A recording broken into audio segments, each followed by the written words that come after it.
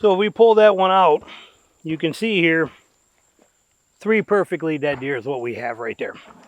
So based on that, if I'm shooting that good with that much form and that much control on there, and I can really put that in there that way, how is it that you can see somebody fall apart like this when it comes to shooting at a live animal? How is that even an option? We saw what I done here, and I can do it time and time again. I just did 2 groups in a row for you, one right after another.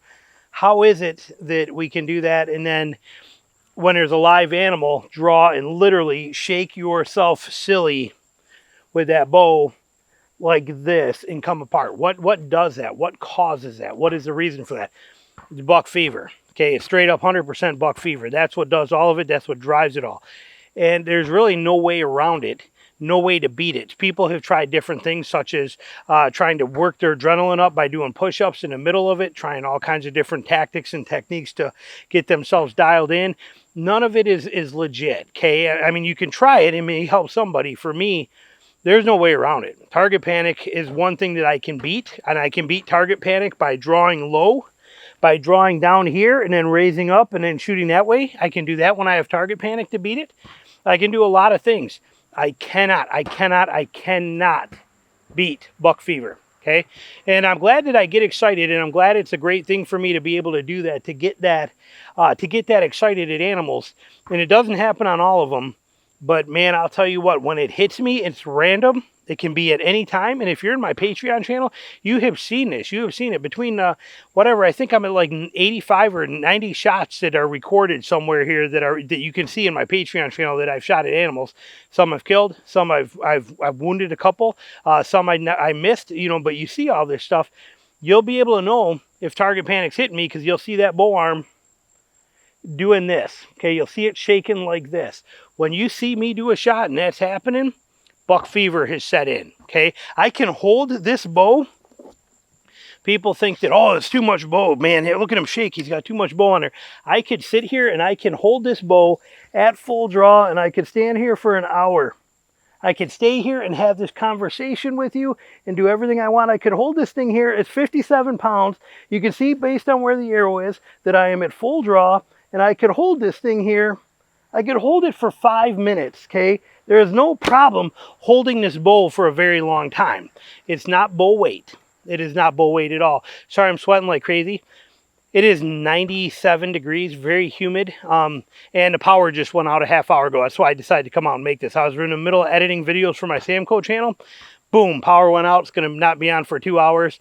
So it's getting hot in the houses with the air not working. Matter of fact, neighbors are over here playing basketball. Everybody's out getting, you know, being outside because it's hot. It's miserable inside. So, but with that said, if you that buck fever is unbeatable for me. So I have to figure out how to embrace it. How do I embrace it? I learn to shoot through it as best I can. Can I practice it? No, I cannot. Can I beat it when it happens? Sometimes, by keeping my shots close. That's the only way I can beat buck fever. And now you'll notice that if it hits me on a lot of these animals, if you'll see that, like especially with the hogs, you'll see a hog out there right on the edge of my range. And if I draw and I start doing that, I won't shoot. I won't take the shot. If it's far, I'm not gonna, if it's, you know, say it's at 20 yards, I'm not taking that shot because I know that there's a chance that I could screw something up because I'm having this mental breakdown here. Why does it hit me like that?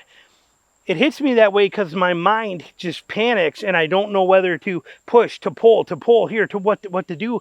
And I just freak out and everything just kind of goes like this. And it gets to be a very ugly scenario for me. It's all in that bow arm, okay? It's all that bow arm is where it happens and what it does. And I cannot get away from it. So if you're suffering from it, understand it. It's something you're going to have to deal with. When it hits, if it's a close shot and I know I can shoot my way through it, which you can't practice here at home on a range, you can't practice that. But from all these animals, you know, I mean, again, I've killed a few hundred animals, and then on top of that, I've probably missed over 100 and something more animals. So I've shot a lot of animals. Shooting at them lets me know that I'm, you know, even when I have that buck fever, I can make the shot count if it's a close range shot. If it starts getting at the edge of my area there, if it starts getting 18, 20 yards, it gets a little more complicated. But if it's 8 yards, 10 yards, 12 yards, 15 yards, I pretty much got it. but it still hits me. It still affects me. You will see it. And if you're somebody that suffers from this, suffers from it, you're not alone. I am right there with you. I have not found a solution. If you have, I'd love to know it, because even now, after, like I said, got to be somewhere in a 300 animal range with all the hogs and now in a deer and everything, got to be getting close to that. And with that many animals, you'd think there'd be a solution for this, and I have not found it, and it still hits me. As a matter of fact, you're seeing a video clip that I showed you earlier in here of exactly what I'm talking about. I just missed that pig 4 days ago, and it was perfect right there. Everything was perfect. Now, I'm always aiming low on a hog, because if you look at these animals down here, like these shots are perfect on a deer. Remember, this one was stuck somewhere in here, wherever that was. But these are perfect on a deer too and on a hog. But we want to aim low on that hog because we want to make sure we get, catch into those vitals with it where they are. So on a hog, I'd rather miss low. I almost aim just that much above that inside corner pocket of that inside leg, this pocket right here.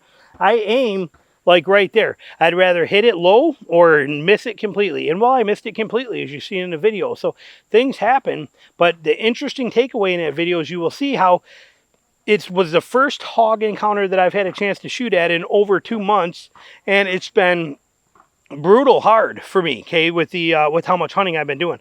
We have been so slow with all the berries up and all that stuff and seeing so few hogs, and it was tough. And that was my first hog I had seen in a while, and to be able to get an opportunity for it right there and him know I'm there and know that he's going to bail any single second, and I got this tree here and this tree here and I got this perfect gap, and finally I got a spot where I can take this shot through there, and all these things come into play, and I have to do this, and the whole time he's sniffing the air ready to bail, and all this stuff just boom and creates a panic, creates a buck fever type panic in my mind, and I struggle from it. So if you suffer from it too, like I said, you got any tips for me, let me know. Otherwise, you're not alone. I just shoot through it. That's what I do. I just keep shooting. But as you see here, it's not a bow weight thing. It's not a strength issue. It's not any of that kind of stuff. It's a pure panic mode is what it is. It's a form of target panic with live animals. So there you go. Hope you enjoyed watching this.